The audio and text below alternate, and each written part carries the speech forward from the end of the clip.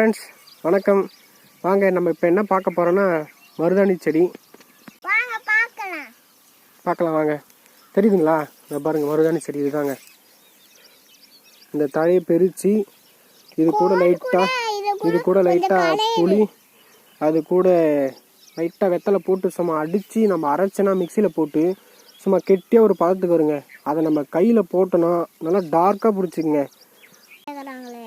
கோனு விட மருதாணி செடி தாங்க பெட்ரு. கோனு வந்து டெம்பரரி தான், ஆனால் மருதாணி செடி வந்து ரொம்ப பெட்டருங்க. டார்க்காக பிடிச்சிங்க. இது டெம்பரரியாகவும் வைக்கலாம், பர்மனெண்ட்டாகவும் இருக்குங்க. இது லேடிஸ் தாங்க அதிகமாக அந்த மருதாணி செடி யூஸ் பண்ணுவாங்க. ஏன்னா அது நம்ம ஒரு பொருள் நம்ம தானமாக கொடுக்கும்போது இன்னும் 100 ஆகும்னு சொல்லுவாங்க.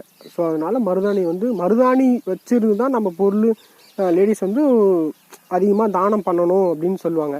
அதே மரணமே உங்களுக்கு வந்தாலும் மருதாணி வச்சுருந்தேன்னா அந்த மரணமே தள்ளி போகும்னு சொல்கிறாங்க.